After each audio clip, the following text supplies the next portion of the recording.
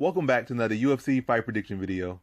In this video, I'll be predicting the whole card for the TUF 27 finale. And this will be a little bit rough, so this is a disclaimer, is I don't have the most time to really make these predictions right now.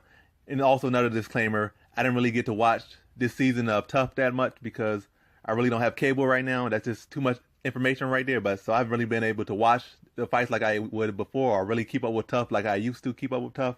Didn't really have the time, didn't really have the access like that, but I have been keeping up with media sites, looking at highlights, checking out the different UFC pages, so I got a little bit of insight, but it's not as good as my usual insights on fights and fighters, so it's going to be a little bit rough, but I'll make it do with what I have and a little bit of what I know as far as the Ultimate Fighter contestants, and the the main event people who are competing for the title of Ultimate Fighter. So as far as those fighters, it will be a little bit rough, and the people that competed on the season, it will be a little bit rough. But outside of that, the fighters that actually already have been in the UFC, have at least one or two fights, I'll be able to give my regular decent insight. But I'll keep it pretty quick for the prelims, and then when I get to the main card, I'll kind of slow down and give them a little bit better insight. But it's going to be a quick run through. So without further ado, let's get to the fight predictions.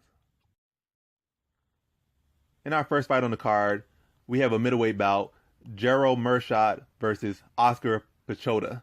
I'm not sure exactly how you say his name, but these are the two fighters. As you can see, I went with Oscar Piechota. At first, I was kind of leaning to Meerschaert. I've seen more from him. He's for better competition, has much more experience. It seems like he's better with submissions, or at least he's more successful with his submissions as far as the records go. And Piechota, I really haven't seen much from him and haven't really been impressed. But upon looking at their records a little more and examining a little more, I switched to Piechota. I think Piechota is the stronger fighter, like physically stronger. I think he's the stronger grappler. I think Meerschaert is a little bit more of a technical grappler. I think he's a little bit better with his submissions and setups. But I think Piechota is stronger. I think he's knowledgeable enough and aware enough that he really will be able to avoid a lot of Meerschaert's grappling and submission setups and attempts and sweeps and all that stuff. He'll be able to fend it off pretty well and have heavy top pressure if it goes there. Then I think on the feet, Meerschaert really doesn't have power like that. He did get that win over Eric Spicely, but Eric Spicely is not known for his durability. And I think Piechota is not going to really be as vulnerable to what Spicely was vulnerable to. So I would give Piechota the striking advantage. I think he hits harder. I think he's physically more durable. I think he's a stronger fighter. And I think he'll be able to dictate where this fight goes. And at least in 3 rounds, he'll be able to, I think, fairly lead the dance in this fight, control where it's going, dictate where the fight's going. And I see him winning a clear-cut decision in this fight. So in this fight, as you can see, I have Oscar Piechota via decision. Then on to our next fight on the card, we have Matt Bessette versus Steve Peterson in the featherweight division. So Steve Peterson, very exciting fighter, a lot of bravado, but he seems to be lacking the technique. He has all the heart, he has all the will, but he doesn't seemingly have that brain, that mind, or the technique behind all that will. And will can get you a lot of things. It could certainly win you a fight when you aren't the better fighter, and you could overcome and beat fighters that are superior to you. But when you really just seem to be lacking in that area, you just kind of often end up being a punching bag. And against somebody like Matt Bessette might not be this phenom or this great of a fighter, but he certainly is technical. He has a good size for him in the weight class. I think they're both around the roughly same size, both kind of lankier, taller featherweights. But I think Matt Bessette is just much more technical. And he's really not going to be playing Steve Peterson's game of trying to get in and get nasty and get ugly and just throw technique out the window. I think Matt Bessette's going to be too clean and is going to really just pepper and beat up Peterson from the outside, use footwork to keep Peterson pretty much playing with Peterson like he's a bull, playing bull and Matador, and just peppering Peterson up for 3 rounds, just like similar to his last performance. So in this fight, I have a clear-cut decision for Matt Bessette. So in this fight, again, Matt Bessette via decision, as you can see from my pick on UFC Pick'em. Then on to our next fight, we have a fight between 2 Team Cormier fighters. You got Tyler Diamond versus Bryce Mitchell in the featherweight division. And I think these fighters kind of mirror each other, both pretty well-rounded, both kind of grappler, wrestlers types. But I think Tyler Diamond is just a slightly better version, or a decently better version of Bryce Mitchell, a little more cleaner, a little more stronger, a little cleaner technique. And it's not really much going in Bryce Mitchell's way. I think he certainly could be in there to be competitive. They're both solid fighters who I think have good futures ahead of them. I just think Tyler Diamond is just slightly better in every single area or every single facet of MMA, kind of mirroring one another, but Tyler Diamond is the better mirror reflection in this fight. So in this fight, I have a clear cut Tyler Diamond be a hard fought decision, but Tyler Diamond all the way. So again, Tyler Diamond via decision. Then on to our next matchup, we have John Gunther versus Alan Zuniga. I don't really know how to say his name. Maybe I'm saying it wrong, but that's how it sounds to me or how it appears to look to me. And they're in the lightweight division. Also, the TUF 27 competitors. So in this fight, it's kind of similar to the last fight. I think John Gunther, tough, gritty fighter, definitely wants to be in there, but I just think that Alan Zuniga has much better technique. And I just think he'll use that technique to do whatever he wants with Gunther for 3 rounds. I think Gunther is durable enough to make it through the rounds.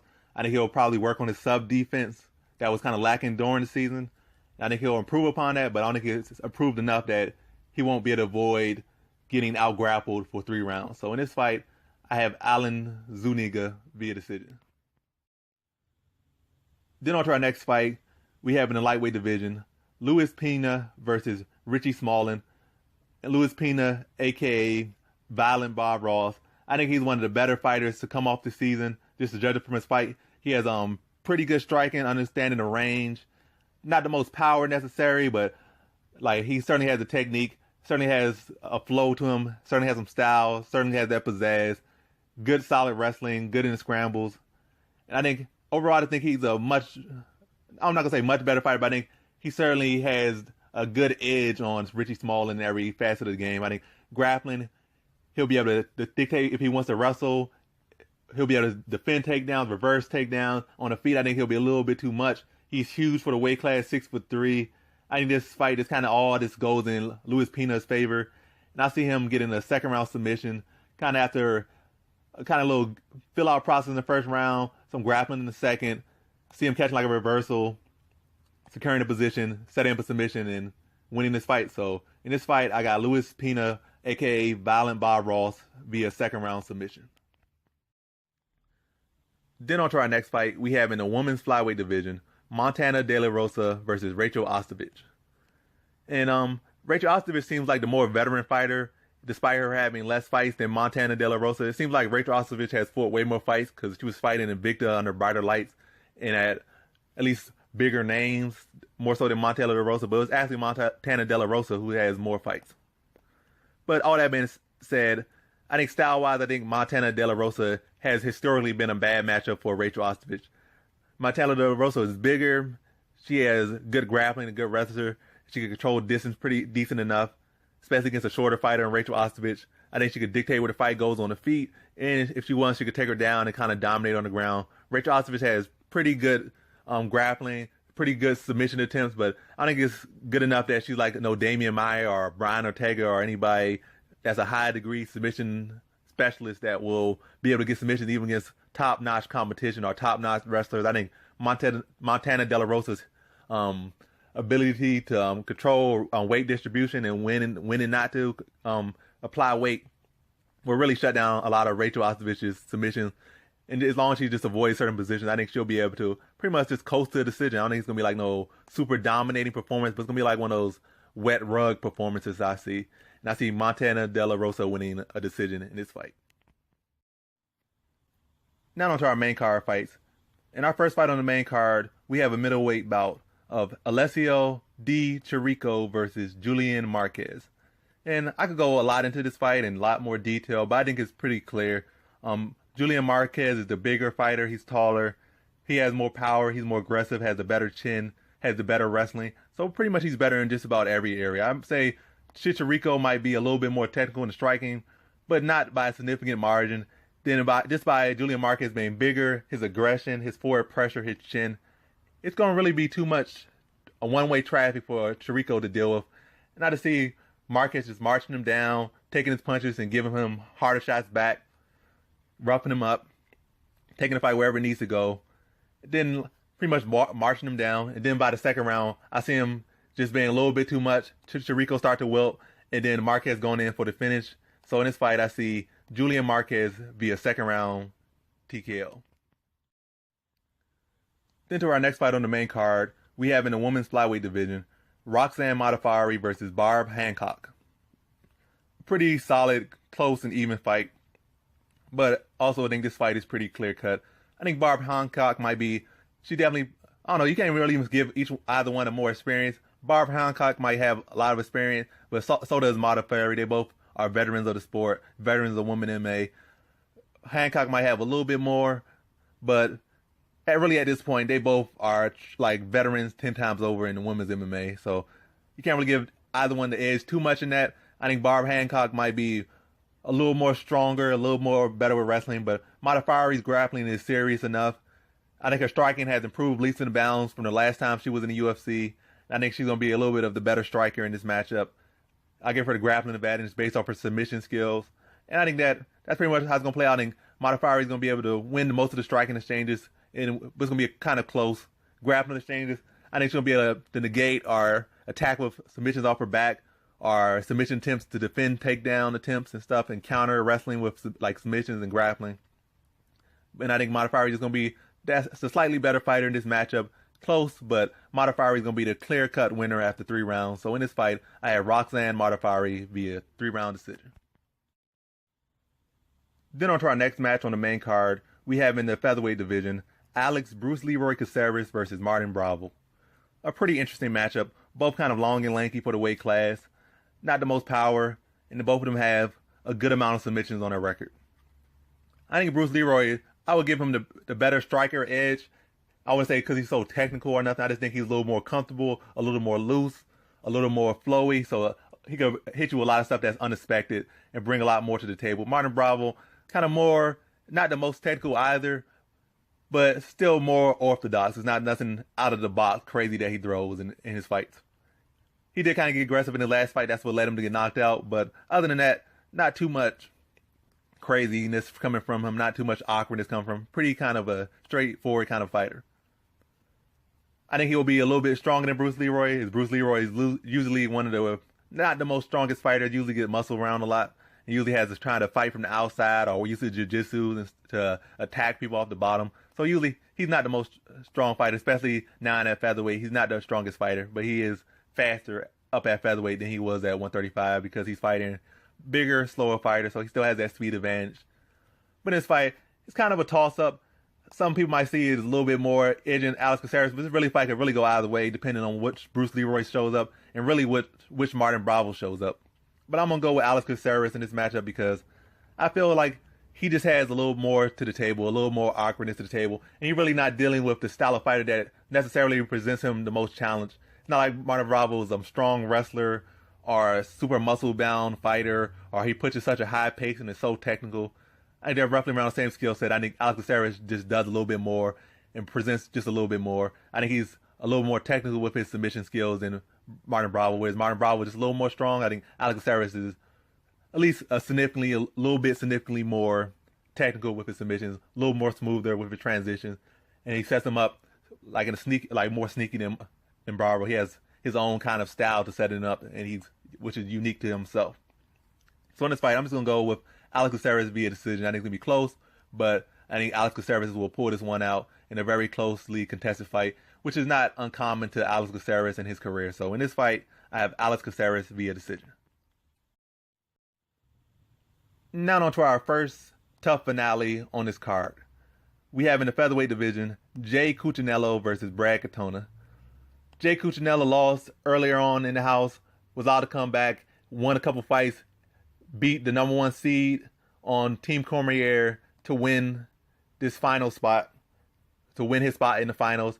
Brad Katona has been just straight professional, just finishing all of his opponents to get to this point.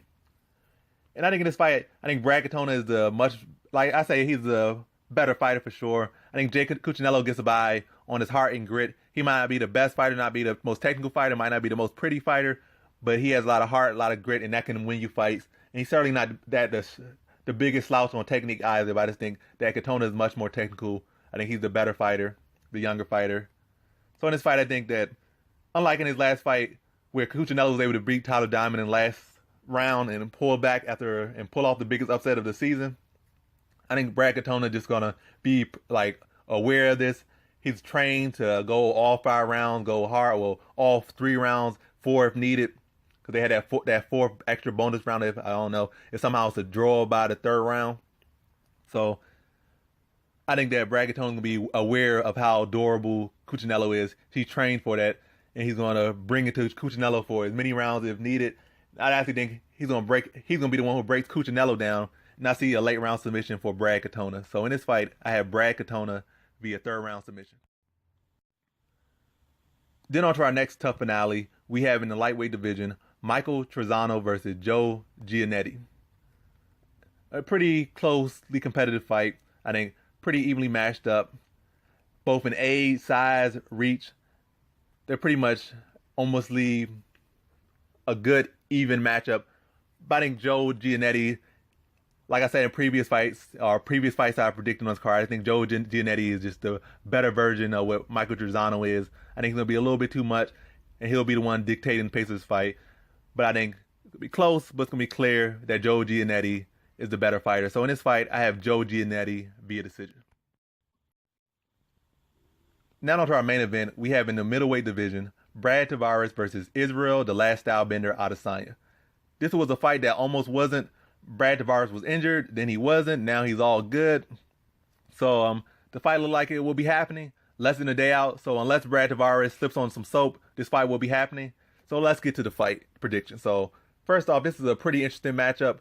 Well, at least off an interesting note about this matchup is that Israel Adesanya has basically been fighting Brad Tavares since he's entered the UFC. I'm not saying he's been fighting like his henchman or nothing, but I'm saying he's been fighting fighters with similar styles to Brad Tavares. I'm not saying they're the exact same fighters, but I'm saying stylistically wise, they kind of present the same threats. They aren't really prolific knockout artists. They aren't prolific submission artists. They're kind of in the middle.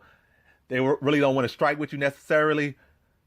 They really aren't just too desperate for the grappling. They'll try to gain your respect in the striking area a little bit, and they want to take you to the ground. They're not really going to be so dangerous that if they get you to the ground, they're going to submit you. And on the feet, they're not necessarily going to be so dangerous that you got to worry for every single strike they're throwing like they're Anthony Rumble Johnson or Anderson Silva or anybody that hits hard or just so dangerous with their striking. They're really just very middleman type fighters. Kind of well-rounded, but not spectacular in any particular area, but respectable kind of just everywhere. So basically, he's been fighting the same fighter, but a better version of that same fighter ever since he's gotten in the UFC. First fight was that type of fighter, then the next fight was a better version of that fighter in Marvin Vettori. Now he's getting an even better version of that fighter in Brad Tavares. I think Brad Tavares is significantly better than the last two people he's faced. So much more experience, he's been in the UFC a good while. And I think this is the best version of Brad Tavares. First, he was like a good prospect. Then it seemed like he was fading and like he was about to get this cut from the UFC. Then he's rebounded. I think he's gotten technically better. I think his mental state is better. His fight IQ has improved. His technique has improved. So he's a much better version of Brad Tavares than he ever has been. So this all bode well for Brad Tavares, or at least he could pat himself on the back. And Israel Adesanya, he's been looking impressive in his performances, but he hasn't been looking exactly that impressive yet. Technique is there, but the flash and flare and the big wins, the big finishes that he wants haven't really been materializing. But in this fight, I'm just going to kind of get straight to it. I'm not going to just beat around the bush too much. I think Brad Tavares is a solid fighter, but as far as his striking, I think his striking is solid, but he kind of does a lot of times his wing punches. He kind of hope he hits you with a big shot sometimes. A lot of times he does have good striking, but when he swings his power shots, he's really kind of blinded a lot of times he's throwing them. He's not looking where he's throwing these shots a lot of times. They'll land, but he's not really looking. That's why you're looking at some of his fights where he got knocked out, like the Bolshek fight. He really wasn't keeping his eye on his opponent, and that's not what you do, and that's why he got dropped by Tim Bolshek in a fight he was winning. And you kind of look at some other fights, but really that's kind of a downside or a negative about his striking. But then again, he's not just a striker. He's a well-rounded fighter, and he can mix it up. But I think against Israel Adesanya, is going to be too much for him on the striking area. I think he's going to be able to take advantage of those holes in the striking, bust him up with elbows. I think Tavares is open for elbows in the clinch, in the short range. For the takedowns, I think Brad Tavares' takedowns are necessarily that good, but I think he'll definitely get some. Israel Adesanya's past two opponents have got him to the ground at least once or twice. I think Marvin Vettori got him to the ground like 10 times, but I wouldn't even call those real takedowns. They were like kind of like half takedowns, but they were scored as full takedowns. So I think Tavares will get him to the ground, but I think Adesanya, even though people talked about his ground game, I think it's very respectable. These people that were supposed to be fairly decent on the ground, got him to the ground, but really were able to do very minimum stuff. Weren't able to land ground and pound, weren't able to really advance position, weren't able to do any significant except kind of stall in that position. And I think stalling just won't be enough. I think Adesanya will be able to get to his feet. I think his takedown defense is actually pretty solid enough, at least in the first 2 rounds, or when is needed to be that good. So in this fight, I just feel that Adesanya will be able to deal with the grappling, keep the fight on the striking area long enough to kind of just bust Tavares up, kind of swell his eyes up with jabs in the first couple rounds, beat him up, mix shots in. Then I think by the 3rd round, he'll be weathered down. He won't be able to see as well. Then Adesanya will hurt him, weather him down a little bit, pepper him up, swarm on him when he sees him hurt, and finish the fight. So in this fight, I have Israel Adesanya be a 3rd round TKO. So that concludes my fight predictions for The Ultimate Fighter Season 27 finale. Thanks for watching. Like, comment, and subscribe, and come back for more videos. Peace.